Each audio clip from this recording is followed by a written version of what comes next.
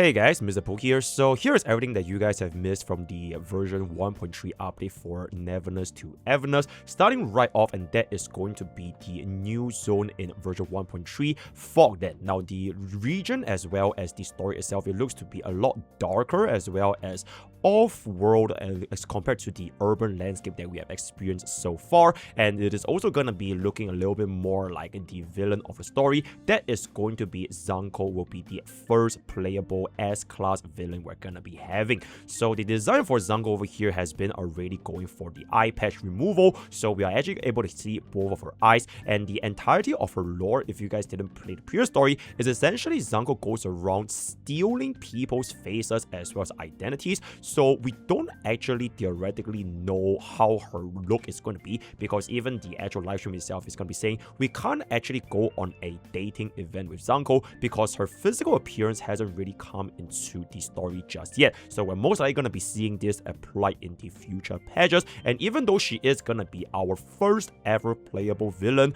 there are hints that she might not be this way for the rest of the story, depending on how her morality is going to be, especially with her lore tied back to Daffodil, which is that her quote-unquote blood or not blood sister, which they basically got picked up from the training together. To briefly talk about Zankou's kit so far, she is going to be our incantation DPS, which is going to be featuring the gas archetype, changing between the two different states that are going to be reality as well as illusion, swapping using her redirect skill. While you're going to be in the reality state, Zankou has a regular 5-string basic attack as well as a heavy attack. On top of that, she has this passive hunt buff that increases her damage dealt. However, if you're going to be switching over to the illusion state, she has a 4-string basic attack state as well as a hold basic attack. So for this particular state, she can actually spread damage over time to other targets within this range, as well as boosting the crit damage over time. So units like, for example, Lacrimosa might see a little bit of play with Zankou at this moment. There's also going to be this particular timer for illusion mode, where every single thing that Zankou is going to be applying in terms of damage will be counted as a follow-up attack,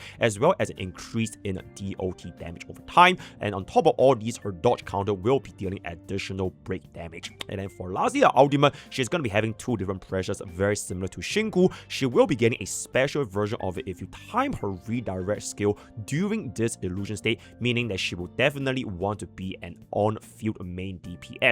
Now take a note for Zankou herself, her Scorch is gonna be stackable as well as having special interactions with DOT, so you're almost certainly gonna be running her with Lacrimosa as of this current moment. So like I mentioned just now, Zankou basically lost her freedom due to the Scarlet Letter incident, and her phantom is gonna be what's appearing at our side, so we do not actually hang out with the real Zankou, and we're probably gonna be seeing her going forward in the future, although you can still give her gifts as well as right alongside her, as well as challenging Zankou's phantom to a duel, learning her entire moveset from an AI simulated training environment, which is something that we've pretty much never seen before in NTE. Then moving to Zankou's outfit, you can see from this Twilight Noir, Autumn Vigilant, as well as the Moonlit Courtyard, all looking very nice. And speaking of outfits, we definitely do have ourselves the summer outfit skins for Appraiser, Zankou, Mint, Chaos, as well as Nanali. And because this is going to be the summer period for a lot of different parties, the summer event is definitely going to be looking like a very massive update overall, because they have a ton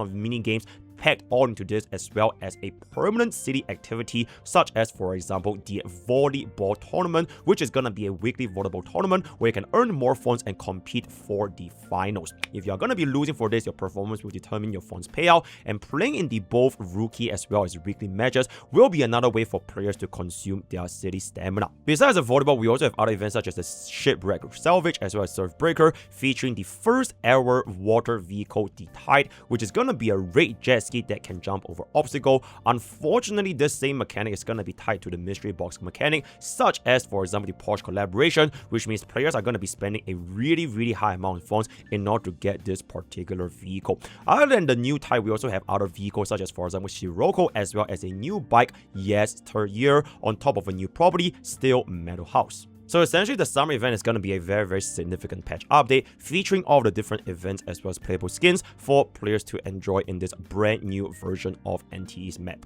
Then moving on to the main story, and that is gonna be the Fog Den game as well as the interesting trailer. So the Bureau has basically locked in on the Scarlet Letter Stronghold, and I'm thinking a very big fight is gonna be taking place for this version 1.3 territory. And this is pretty much gonna be all taking place in unknown enemy area, so there will be a lot of interesting encounters waking up for them over there, such as for example a survival game like Madam T's design, and a lot of little cinematic you guys can see from the previous version 1.2 story as well. So after the quick little break from the 999 nights or the 1000-1 nights, this is going to be looking like a much more intense as well as epic story for the version 1.3 update. So we do have other new locations and maps to explore, such as for example Dustmore, an entirely new district coming to New Hedru. This particular map is going to be absolutely massive with a very large area that if you are going to be using by vehicle, it's going to take you within around, I would say, roughly 10 minutes just purely from the landmass of this entire area. And you can see it from the trailer, from the live stream, they showcase a lot of different racing events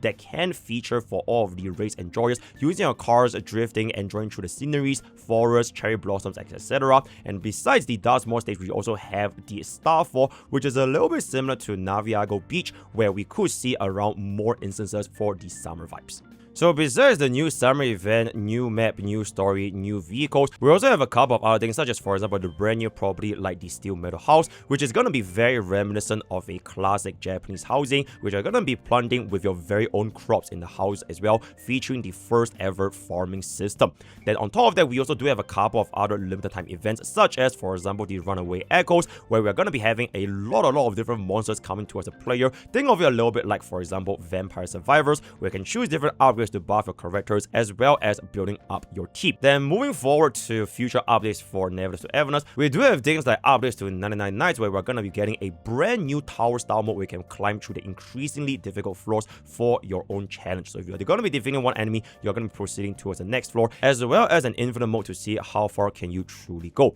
The standard tower has 99 floors, and the devs are pretty much going to be seeing how far can players take it in the infinite mode itself. So to kind of summarize every single one of the events so far, we essentially have ourselves the beach volleyball event, surf breaker jet skiing event, bagel supplies with 56,000 bagel points for free, shipwreck salvages, runaway echoes, which is going to be the vampire style event, as well as the breezy tour featuring the brand new bike ride along event with the yesteryear bicycle.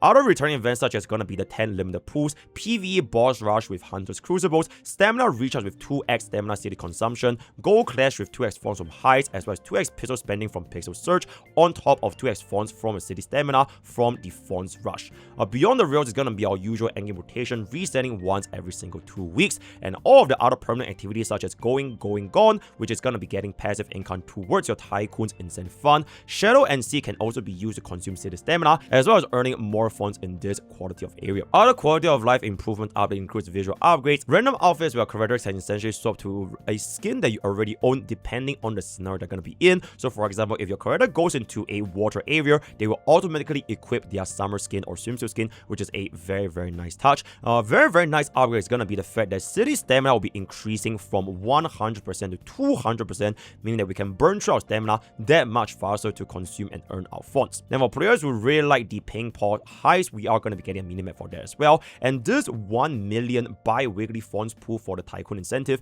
it used to be exclusive to Ping Pong Heist, but this will now also be shared with the beach volleyball tournaments, as well as a collectible warehouse in Going Gone. And then last but certainly not least, we are going to be expecting another very interesting update for version 1.4, and that is going to be Puka Land, reminding us a brand new game mode as well as a fresh batch of anomaly commission, which is going to be meaning new anomaly bosses for players to seek out in this brand new map in the next update. And if you want to just take a look at the overall vibes for the entire place itself, it definitely does remind me a little bit of Disneyland. So that is pretty much everything that you can expect for the Neverness to Everness version 1.3 update. Let me know what you guys think in the thoughts and comments down below, and you can download NTE today by using my link in the description right here. Join Twitch, join Discord, use code POKE to 10% off gamer subs. All the best for gacha pools, and I'll see you guys next time. Take care.